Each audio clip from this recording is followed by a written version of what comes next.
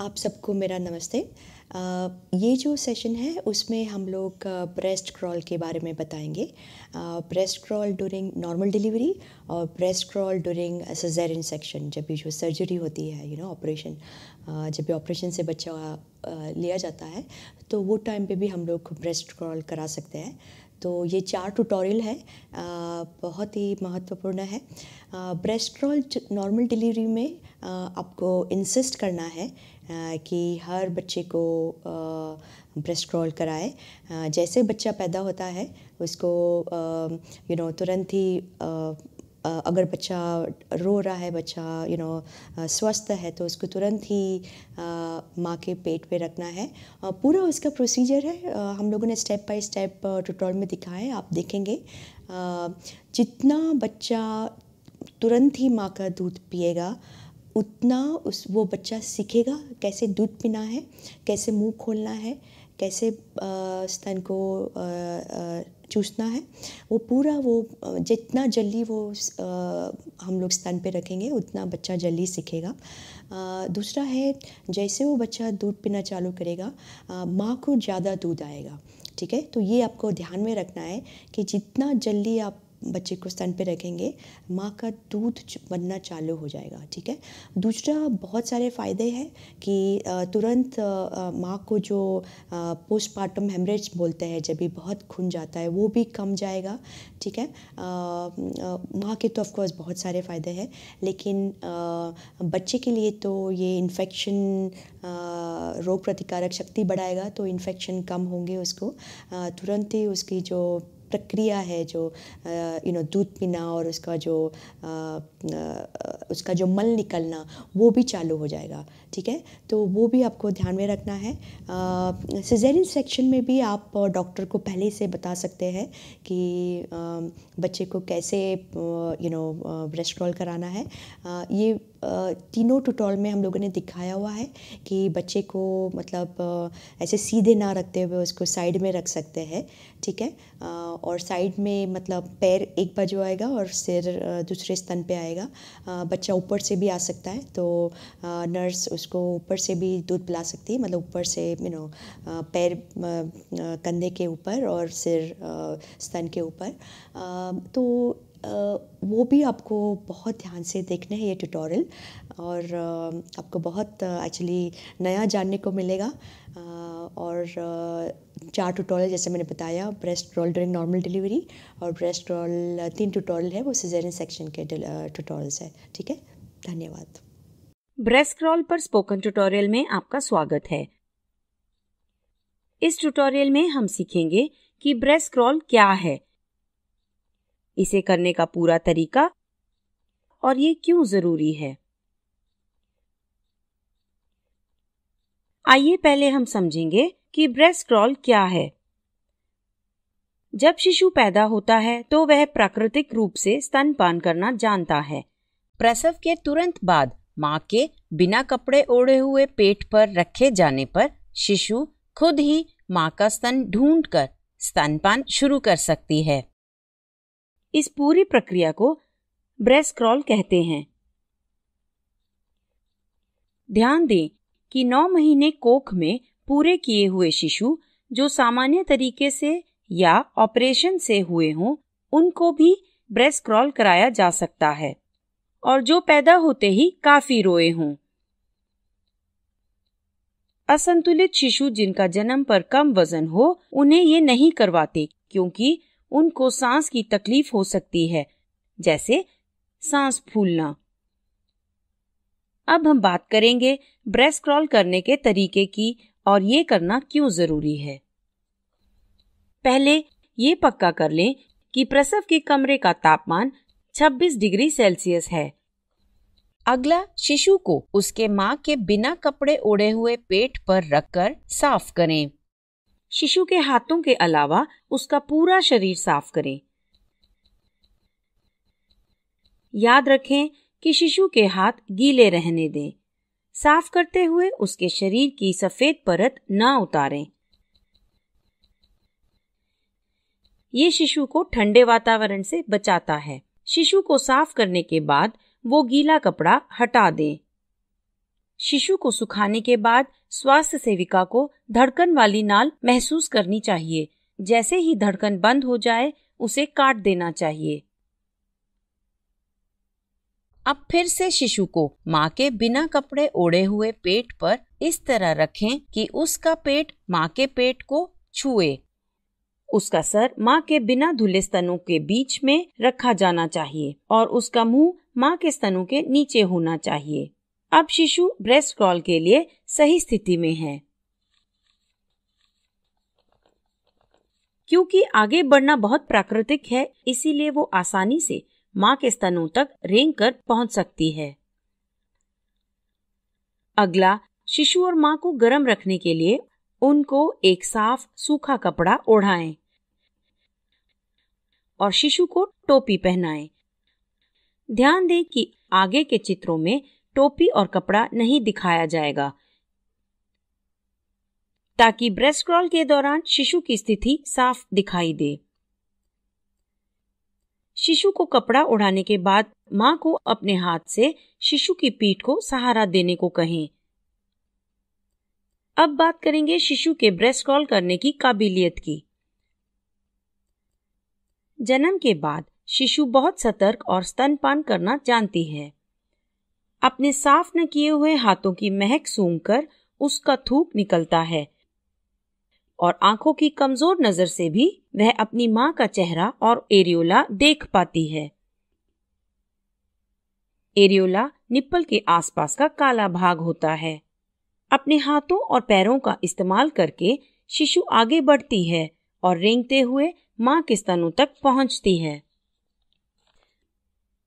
कुछ शिशु तुरंत रेंगने लगते हैं और कुछ को समय लगता है। स्तन तक पहुंचने के बाद शिशु उसे पकड़ने की कोशिश करती है। ऐसे में शिशु और उसकी मां को अकेला छोड़ दें जब तक वो पहला स्तनपान शुरू नहीं करती। स्वास्थ्य सेविका और मां दोनों को धीरज रखना चाहिए।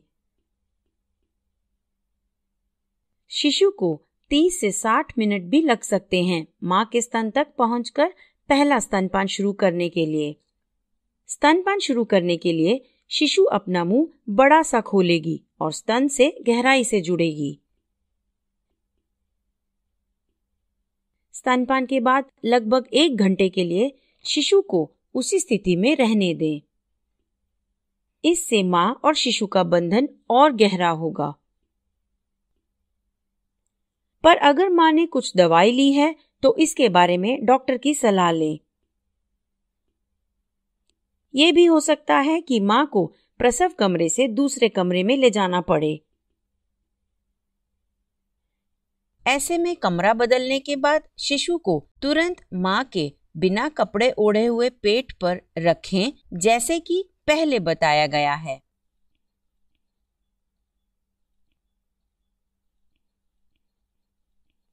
अब बात करेंगे ऑपरेशन से हुए शिशुओं के लिए ब्रेस्ट क्रॉल की।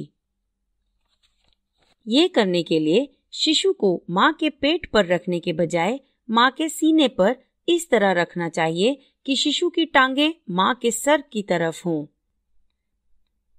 शिशु का सीना और पेट मां के कंधे पर और उसका मुंह मां के स्तन पर होना चाहिए। ऑपरेशन वाले कमरे में ही शिशु को जितनी देर हो सके स्तन को चूसने दें। याद रखें, प्रसव के तुरंत बाद किसी भी देखभाल से ज्यादा जरूरी है कि दोनों के बिना कपड़े ओढ़े हुए शरीर एक साथ रखे जाएं। ब्रेस्ट क्रॉल होने के बाद ही जन्म के बाद वाली नवजात देखभाल देनी चाहिए। अब बात करेंगे कि ब्रेस्ट क्रॉल नवजात शिशु के लिए क्यों जरूरी है। ब्रेस्ट क्रॉल करके शिशु को मां का पहला दूध, जिसे कोलोस्ट्रम कहते हैं, वो मिलता है। वो पीला और गाढ़ा होता है। ध्यान दें कि प्रसव के बाद कोलोस्ट्रम की मात्रा शिशु के हर स्तनपान के बाद धीरे धीरे बढ़ेगी। पहले दिन शिशु 5 मिलीलीटर पिएगा, दूसरे दिन 10 मिलीलीटर पिएगा और तीसरे दिन 25 मिलीलीटर, 40 मिलीलीटर चौथे दिन और 55 मिलीलीटर 5वें दिन। ऐसा हर स्तन से हर बार स्तनपान के दौरान होगा। इतना नवजात शिशु के लिए काफी है, इसलिए शिशु को कोलोस्ट्रम के अलावा कुछ नहीं देना चाहिए। कोलोस्ट्रम शिशु के लिए पहला टीका है। उसमें इन्फेक्शन से लड़ने के लिए प्रोटीन होता है जो शिशु की रोग प्रतिरोधक शक्ति बढ़ाता है। जन्म के बाद शिशु को ताकत पहली बार इसी से मिलती है। कोलोस्ट्रम शिशु के खून में ग्लूकोज को कम होने से बचाता है और शरीर की बाकी प्रक्रिया बनाए रखता है और एक स्वस्थ दिमाग भी बनाता है। ये शिशु को उसका पहला मल निकालने में मदद करता है। ब्रेस्ट क्रॉल में शिशु गर्म रहता है क्योंकि वह अपने माँ के बिना कपड़े ओढ़े हुए शरीर के साथ होता है। वो खुद ब खुद माँ के स्तन से गहराई से जुड़ना सीखता है। ब्रेस्ट क्रॉल से माँ के स्वस्थ बैक्टीरिया शिशु को मिलते हैं और ये बैक्टीरिया शिशु के आंतों में जाकर इन्फेक्शन से लड़ते हैं, जिससे कि शिशु की रोग प्रतिरोधक शक्ति बढ़ती है। ब्रेस्ट क्रॉल से शिशु को माँ का प्यार और सुरक्षा मिलती है, जिससे दोनों में बंधन गहरा होता है। ब्रेस्ट क्रॉल से माँ को भी फायदा होता है। शिशु के पैरों के जोर की वजह से माँ के कोख पर दबाव पड़ता है। ये दबाव गर्भाशय को सिकोड़ता है और गर्भनाल को निकालने में मदद करता है। स्तनपान शुरू होते ही माँ के शरीर में ऑक्सीटोसिन की मात्रा बढ़ने लगती है। बढ़े हुए ऑक्सीटोसिन की वजह से भी गर्भनाल के निकलने में मदद मिलती है। ब्रेस्ट क्रॉल खून के बहाव को कम करके माँ को अनीमिया से बचाता है। अनीमिया ऐसी अवस्था है जिसमें लाल रक्त कोशिकाएं कम हो जाती हैं। इससे माँ को थकान और कमजोरी होती है। इसीलिए ब्रेस्ट क्रॉल प्राकृतिक रूप से माँ और शिशु के लिए बहुत फायदेमंद है। ब्रेस्ट क्रॉल का ये ट्यूटोरियल यहीं समाप्त होता है। IIT बॉम्बे से मैं बेला टोनी आपसे विदा लेती हूँ। हमसे जुड़ने के लिए धन्यवाद। सिजेरियन ऑपरेशन के बाद स्तनपान की तैयारी पर बने स्पोकन ट्यूटोरियल में आपका स्वागत है। इस ट्यूटोरियल में हम जानेंगे ऑपरेशन वाले कमरे में त्वचा से त्वचा का संपर्क कराने के फायदे और ऑपरेशन के बाद त्वचा से त्वचा के संपर्क की तैयारी। इस ट्यूटोरियल में ऑपरेशन वाले कमरे को OR कहा जाएगा। त्वचा से त्वचा के संपर्क को STS कहा जाएगा। चलिए शुरू करें। ऑपरेशन वाले कमरे में जल्द से जल्द माँ और नवजात शिशु के लिए STS जरूरी है। यह ऑपरेशन के दौरान और ऑपरेशन के तुरंत बाद के समय में उन्हें बहुत फायदा दे सकता है। यह उनके स्वास्थ्य से जुड़ी लंबी या फिर छोटी बीमारियों में गहरा असर करता है। यह स्तनपान को आसान बनाता है। त्वचा से त्वचा के संपर्क के समय माएँ अपने नवजात शिशु पर ज्यादा ध्यान देती हैं। शिशु पर यह ध्यान देने से माँ को दर्द कम महसूस होता है। जब वे दर्द कम महसूस करती हैं, तो उसकी चिंता भी कम हो जाती है। यह माँ और शिशु की धड़कन को सामान्य बनाए रखने में मदद करता है। यह दोनों के हृदय गति को भी सामान्य बनाए रखने में भी मदद करता है। त्वचा से त्वचा के संपर्क के समय माँ और शिशु एक दूसरे को गर्म रखते हैं। इससे दोनों के शरीर का सही तापमान बना रहता है। इसलिए प्रसव के तुरंत बाद ऑपरेशन वाले कमरे में ही STS किया जाना चाहिए। यह जरूरी है कि अस्पताल के कर्मचारी इस प्रक्रिया के साथ सहज हों। इसके लिए पूरी और सही तैयारी जरूरी है। इसकी तैयारी सिजेरियन प्रसव से पहले और प्रसव के समय की जानी चाहिए। इसमें वे सब लोग आते हैं जो नवजात की देखभाल के लिए जिम्मेदार हैं, जिसमें माँ और उसके करीबी रिश्तेदार शामिल हैं। इसमें डॉक्टर भी शामिल हैं, नर्स और ऑपरेशन वाले कमरे के कर्मचारी भी। इन सब को ऑपरेशन वाले कमरे में ही STS करने की वजह अच्छी तरह समझा देनी चाहिए। उन्हें समझाएं कि माँ और नवजात शिशु को किस तरह फायदा होगा। सबको ऑपरेशन वाले कमरे में त्वचा से त्वचा का संपर्क शुरू करने के बारे में फिक्र हो सकती है। उनकी फिक्र कम करने के लिए उन्हें माँ और शिशु की सुरक्षा का आश्वासन दें। माँ और शिशु की सुरक्षा और भलाई की हमेशा पहली प्राथमिकता होनी चाहिए। ऑपरेशन वाले कमरे में होने वाली चिंताओं को शांति और स्पष्ट रूप से निपटाया जाना चाहिए। ऑपरेशन के समय डॉक्टरों को माँ से जुड़ी कुछ भी आपात स्थिति महसूस हो सकती है। ऐसे मामलों में ऑपरेशन वाले कमरे में त्वचा से त्वचा का संपर्क पूरा नहीं हो पाता। नवजात को उचित वातावरण में जरूरत के मुताबिक देखभाल के लिए ले जाया जाएगा। प्रसव से पहले ऑपरेशन वाले कमरे में मदद के लिए एक नर्स को रखना चाहिए। उसे माँ को अपना परिचय देना चाहिए। उसे पक्का करना होगा कि माँ ऑपरेशन वाले कमरे में STS करना चाहती है। अब प्रसव से पहले OR में होने वाले सभी कामों के बारे में बात करते हैं। ऑपरेशन वाले कमरे में माँ की बाहों को हाथ के बोर्ड से बांधा जा सकता है। IV लाइन वाले हाथ के बोर्ड पर बाएं बाजू को बांधना बेहतर रहता है।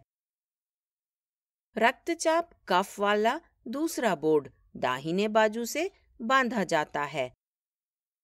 उस समय वहां मौजूद नर्स मदद करेंगी। उसे डॉक्टर से पूछना चाहिए कि क्या दाहिने हाथ को STS के लिए छोड़ा जा सकता है, और माँ को बताना चाहिए कि उस हाथ का इस्तेमाल शिशु को STS के लिए पकड़ने के लिए किया जाएगा। छोड़े हुए हाथ को रक्तचाप मापने के लिए हर कुछ मिनटों में सीधा किया जाएगा। नर्स को कमरे का तापमान 25 डिग्री सेल्सियस पर बनाए रखना चाहिए। यह तापमान शिशु के आने के लिए सही होता है। नर्स को यह पक्का करना चाहिए कि माँ ने ब्रा नहीं पहनी है। माँ की मैक्सी सामने से खुली होनी चाहिए। इससे शिशु को माँ की छाती पर रखने के लिए छाती से मैक्सी हटाने में आसानी होगी। नर्स को माँ की नसों में लगी इंजेक्शन की ट्यूबों की स्थिति पर ध्यान देना चाहिए। इससे उसे शिशु को रखते समय उन इंजेक्शन की ट्यूब से बचने में मदद मिलेगी। अंत में उसे एक डायपर या लंगोट, गर्म तौलिए और कंबल तैयार रखने चाहिए। इनका उपयोग वह शिशु को सुखाने और ढकने के लिए करेगी। ऑपरेशन वाले कमरे में त्वचा से त्वचा के संपर्क की तैयारी अब पूरी हो गई है। ऑपरेशन वाले कमरे में STS कैसे शुरू करें, इसके बारे में एक अन्य ट्यूटोरियल में बताया गया है। ज्यादा जानकारी के लिए कृपया हमारी वेबसाइट पर जाएं। अब यह ट्यूटोरियल यहीं समाप्त होता है। IIT बॉम्बे से मैं बेला टोनी आपसे विदा लेती हूँ। हमसे जुड़ने के लिए धन्यवाद। C सेक्शन के बाद त्वचा से त्वचा के संपर्क की प्रक्रिया पर बने स्पोकन ट्यूटोरियल में आपका स्वागत है। इस ट्यूटोरियल में हम जानेंगे C सेक्शन प्रसव के बाद त्वचा से त्वचा का संपर्क किस तरह करें। त्वचा से त्वचा के संपर्क के समय शिशु की देखभाल के लिए कुछ बातें। इस ट्यूटोरियल में ऑपरेशन के कमरे को OR कहा जाएगा। त्वचा से त्वचा के संपर्क को STS कहा जाएगा। चलिए शुरू करें।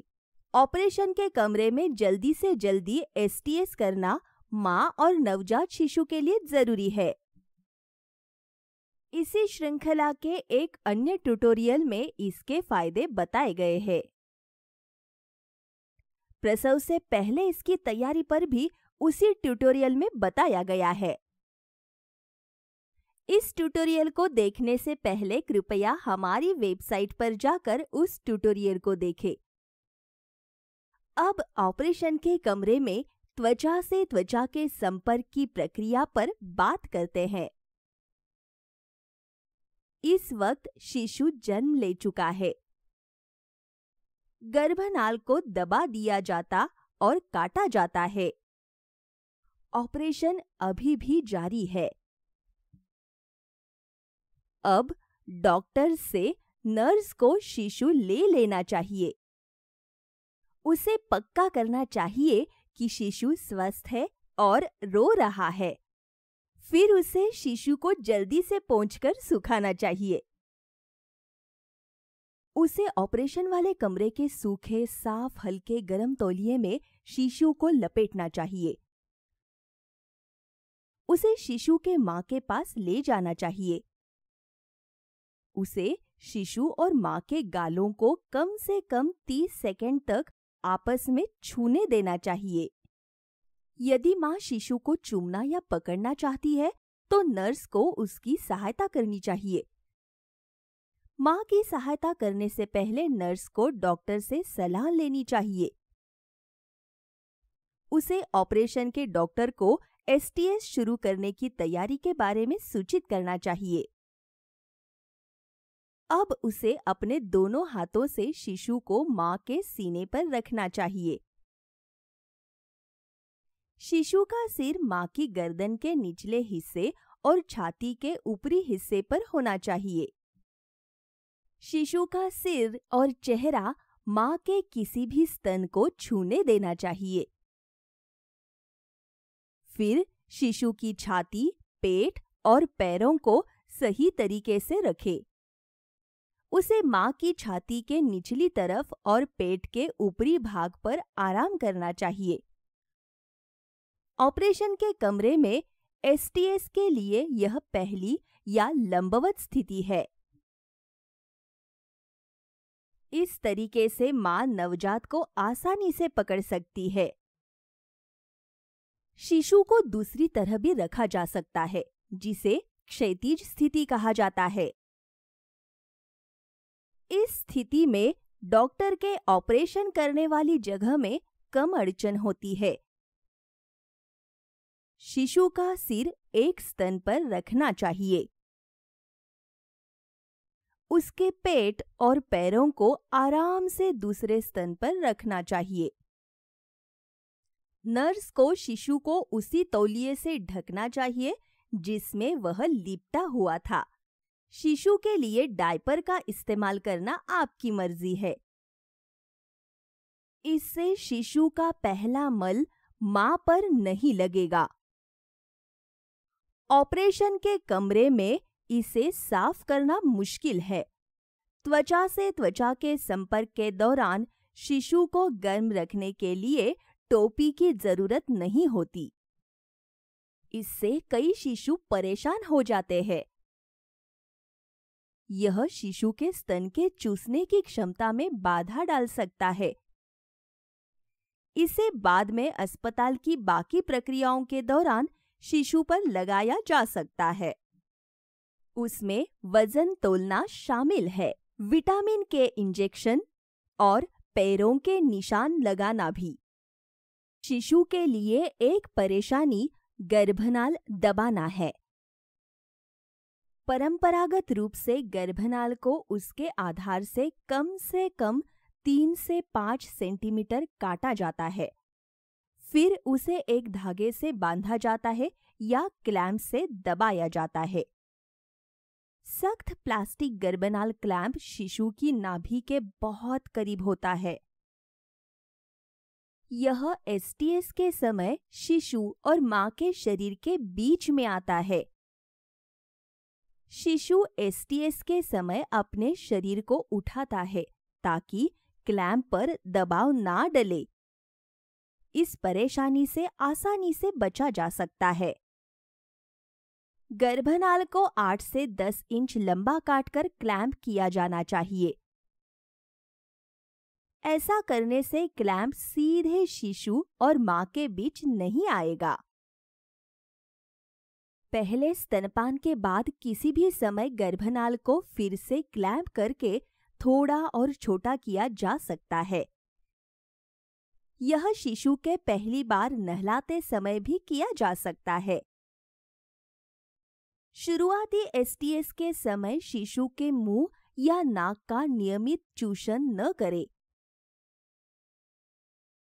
यह अक्सर शिशु के मुंह के लिए बुरी तकलीफ होती है। यह शिशु को परेशान कर सकता है। यह उसकी हृदय गति और लय में भी बाधा डाल सकता है। ज्यादातर शिशु बिना किसी परेशानी के अपने बलगम को साफ कर लेते हैं। अगर शिशु को बलगम साफ करने में मुश्किल हो रही है तो डॉक्टर से मिले। नर्स को मां की छाती पर रखे हुए शिशु को आंखों से निरीक्षण करना चाहिए। ऑपरेशन पूरा होने तक यह निगरानी जारी रहनी चाहिए। उसे लगातार शिशु के सिर की स्थिति को देखते रहना चाहिए। शिशु के नथुने हमेशा दिखाई देने चाहिए। शिशु का तापमान, रक्त संचार, सांस और रंग सब सही रहना चाहिए। शिशु को मां की छाती से गर्दन की ओर नहीं खिसकना चाहिए। यदि ऐसा होता है तो नर्स को धीरे से शिशु की स्थिति बदलनी चाहिए। स्थिति बदलते समय शिशु को मां की त्वचा से नहीं उठाना चाहिए। ऑपरेशन के कमरे में शिशु रेंग कर आगे बढ़ सकता है। वह गलत तरीके से हिल भी सकता है और चूसने के लिए स्तन को ढूंढ सकता है। ऐसे में नर्स शिशु के पैरों या जांघ को धीरे से पकड़ सकती है। इससे शिशु मां की छाती पर ही रहेगा। ऑपरेशन पूरा होने के बाद भी एसटीएस जारी रखना जरूरी है। इसी श्रृंखला के एक अन्य ट्यूटोरियल में इस पर विस्तार से बताया गया है। अब यह ट्यूटोरियल यही समाप्त होता है। यह स्क्रिप्ट बेल्ला टोनी द्वारा अनुवादित है। मैं स्नेहांकिता देवगेकर आपसे विदा लेती हूँ। हमसे जुड़ने के लिए धन्यवाद। ऑपरेशन के बाद त्वचा से त्वचा के संपर्क को जारी रखे जाने के बारे में बने स्पोकन ट्यूटोरियल में आपका स्वागत है। इस ट्यूटोरियल में हम जानेंगे ऑपरेशन पूरा होने के बाद त्वचा से त्वचा का संपर्क जारी रखने के तरीके। इस ट्यूटोरियल में ऑपरेशन वाले कमरे को OR कहा जाएगा। त्वचा से त्वचा के संपर्क को STS कहा जाएगा। चलिए शुरू करें। ऑपरेशन वाले कमरे में सबसे पहले मां और नवजात शिशु के लिए STS जरूरी है। एक अन्य ट्यूटोरियल में इसके फायदे और तरीकों के बारे में बताया गया है। ज्यादा जानकारी के लिए कृपया हमारी वेबसाइट पर जाएं। अब बात करते हैं कि ऑपरेशन पूरा होने के बाद STS कैसे किया जाए। अब इस स्तर पर जीवाणु रहित कपड़ा हटा दिया गया है। मां अब स्ट्रेचर पर लेटने के लिए तैयार है। उसे स्ट्रेचर पर रिकवरी रूम में ले जाया जाएगा। मां को स्ट्रेचर पर लिटाने से पहले शिशु की स्थिति को दोबारा ठीक करनी चाहिए। नर्स को धीरे धीरे शिशु के पैरों को हिलाकर सीधी स्थिति में रखना चाहिए। शिशु का सर मां के स्तनों के बीच में होना चाहिए। मां शिशु के ऊपर अपनी बाहें रख सकती है। नर्स अपने हाथों को माँ के हाथों के ऊपर रख सकती है। ऐसा करने से जब माँ को स्ट्रेचर पर डाला जाएगा तब शिशु सुरक्षित रहेगा। अब उसे स्ट्रेचर पर सरकाया जा सकता है। यह एक आसान प्रक्रिया है। स्ट्रेचर बदलते समय शिशु को कभी भी माँ के सीने से अलग नहीं करना चाहिए। वह रिकवरी रूम तक उसी स्थिति में जा सकती है ताकि शिशु अपने पहले स्तनपान के लिए 9 चरणों से गुजर सकता है। जन्म के बाद शिशु के 9 प्राकृतिक व्यवहार होते हैं। पहला चरण, जन्म के एकदम बाद शिशु रोता है।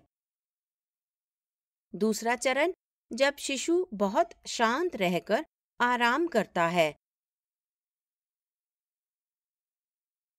तीसरा चरण है जागना, जो शिशु अपने सर को हल्का हल्का घुमाकर शुरू करता है। शिशु अपनी आंखें खोलता है और मुंह हिलाता है।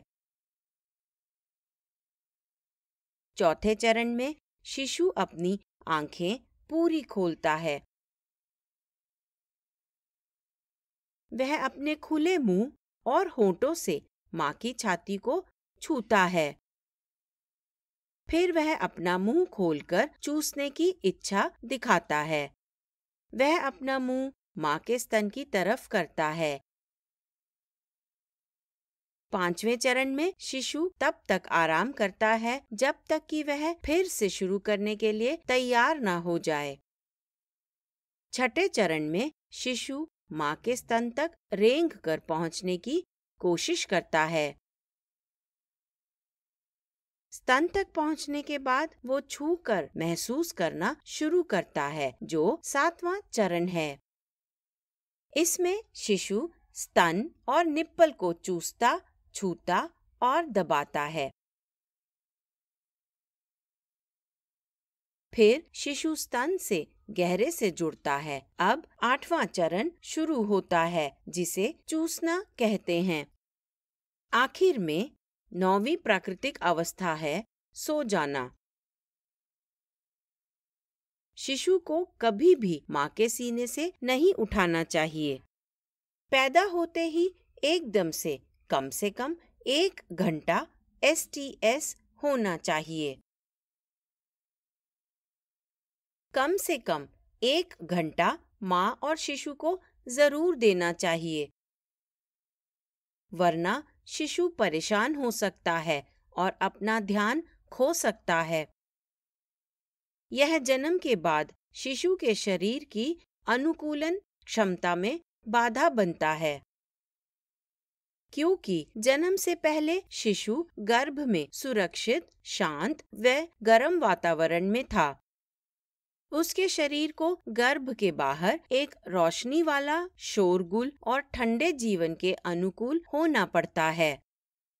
जब शिशु की स्थिति को फिर से बदला जाता है तो 9 चरणों को फिर से शुरू किया जाना चाहिए। शिशु को एक बार फिर से सभी चरणों से गुजरना होगा, पर ये सब दूसरी बार जल्दी से हो जाएगा और इससे स्तनपान में देरी होगी। पैदा होने के लगभग 1.5 से 2 घंटे के बाद नवजात शिशु गहरी नींद में सो जाता है, जबकि शिशु का सोना 9 प्राकृतिक चरणों में से आखिरी है। शिशु के सोने से पहले 8 प्राकृतिक चरण पूरे होने चाहिए। यदि उसे कई बार टोका जाए तो हो सकता है कि शिशु उन्हें पूरा ना कर पाए। सोने से पहले शिशु को चूसने का अनुभव नहीं मिलेगा।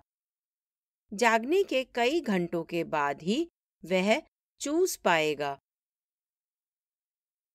शिशु के जागने के बाद उसे फिर से त्वचा के संपर्क में रखना चाहिए। शिशु फिर से सभी 9 चरणों से गुजरेगा। वह स्तन को ढूंढकर उससे गहराई से जुड़ेगा। यह स्वाभाविक तरीका जन्म के पहले 4 से 6 महीनों के लिए रहता है। शिशु के ऐसा करने को हमें बढ़ावा देना चाहिए, खासकर जन्म के शुरुआती दिनों में। इससे माँ को दूध पिलाने और शिशु को पीने की आदत बनने में मदद मिलेगी। पहले कुछ दिनों में सफल स्तनपान के लिए सिर्फ STS सही होता है। यह तरीका शिशु के दूध पीने के स्वाभाविक व्यवहार को सक्रिय करेगा। इससे शिशु स्तन से गहराई से जुड़ना जल्दी से सीखेगा। बाद में शिशु STS के बिना ही हर बार स्तन से गहराई से जुड़ पाएगा। अब यह ट्यूटोरियल यहीं समाप्त होता है। IIT बॉम्बे से मैं बेला टोनी आपसे विदा लेती हूँ। हमसे जुड़ने के लिए धन्यवाद।